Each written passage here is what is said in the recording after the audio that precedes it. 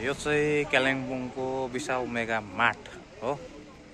यो विशाल मेगा मार्टमा चाहिँ आज चाहिँ एउटा कस्तो भन्नु दुःख लाग्दो पनि हो, एउटा शरम लाग्दो पनि हो। हाम्रो कालिम्पोङको लागि घटना घटेको छ है। हाम्रो मान्छेको मानसिकता एक दुईजना व्यक्तित्वहरूको मानसिकता चाहिँ कतिको हुँदो रहेछ भनेर चाहिँ आज विशाल मेगा मार्टमा थाहा भयो। यो त त्यो चाहिँ किन भनेर चाहिँ तपाईँहरूलाई अलिकति देखाउँछु ल। त्यो मतलब के भएको थियो त्यो म तपाईँहरूलाई अलिकति देखाउँछु है। हेर्नुहोस् ल, यो चाहिँ म विशाल मेगा मार्टमा छु कि। त्यो चाहिँ हो कालिम्पोङको विशाल मेगा मार्ट हो। हेर्नुहोस् ल, यो चाहिँ मार्टभित्र छु म यति बेला है। यहाँ चाहिँ आज के भएको थियो भने चाहिँ हामी पनि एकछिन हाम्रै जग्गाको मार्ट है, हाम्रो जग्गामा खोलिएको नयाँ कुरा यसो घुमौँ न भनेर सेकेन्ड भिजिट आएको थियो कि। सेकेन्ड या थर्ड भिजिट आउँदाखेरि चाहिँ हामी चाहिँ यो माथि सपिङ गर्नु गएको थियो कि। हेर्नुहोस् ल, तपाईँहरूलाई म देखाउँछु। त्यहाँबाट म सबै कन्क्लुजन पनि भन्छु तपाईँहरूलाई के भयो भनेर। यो भयो ग्राउन्ड फ्लोर, यो भयो तपाईँको फर्स्ट फ्लोर, अनि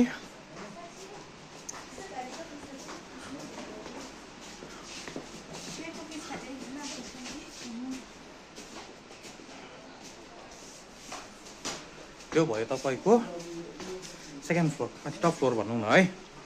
अनि यहाँ चाहिँ हामी सपिङ गर्नुको लागि आएको थियौँ है। हामी यो सेक्सनहरूबाट पनि अलिअलि सरसामान किन्यो र मेरो मिसेसले चाहिँ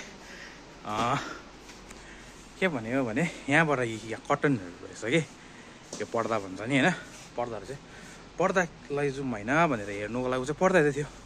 अनि पर्दा हेर्दाखेरि चाहिँ उसले चाहिँ यहाँ पर्दा हेर्छ, यहाँ एउटा सेल्फ छ, यहाँनिर चाहिँ फोन र वालेट राखेको थियो। अनि अझ के थियो, ह्याङ्की, यहाँ चाहिँ ह्याङ्की पनि यहाँ राखेको थियो। यतापट्टि 1 मिनट पर्दा हेरिसकेर चाहिँ यतापट्टि फर्किँदाखेरि चाहिँ सोच्नुहोस् ह्याङ्की मात्रै थियो, वालेट र फोन दुइटै थिएन हो। वालेट र फोन दुइटै थिएन यहाँनिर। अन्त हामीले इमिडिएटली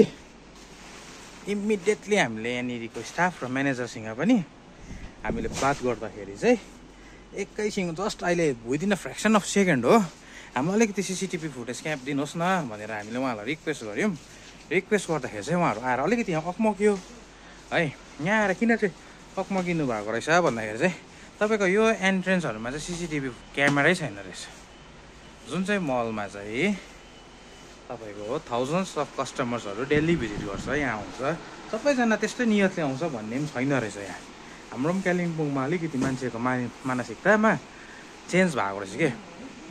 अनि त्यसले गर्दाखेरि यहाँनिर चाहिँ सिसिटिभी क्यामेरा छैन अरे हो।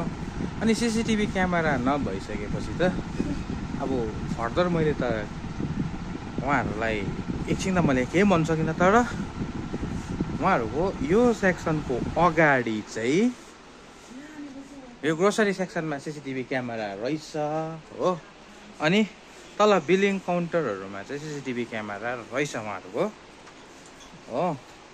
अनि बिलिङ काउन्टरमा र तल सिसिटिभी काउन्टरमा भएको क्यामेराले चाहिँ कभर गरेर चाहिँ देख्दो रहेछ हो।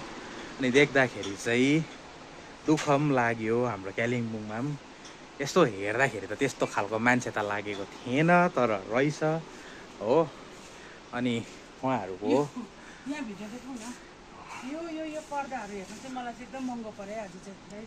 होइन त्यो महँगो पनि परेको होइन, त्यो त भइहाल्यो।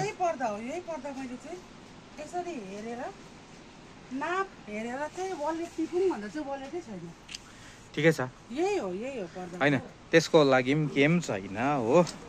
अनि म तपाईँहरूलाई यति चाहिँ भन्छु, यो भिडियो सक्दो सेयर गरिदिनुहोस्। म अहिले एकछिन थाना पुगेँ, तर मैले आज एफआइआर पनि गर्दिनँ।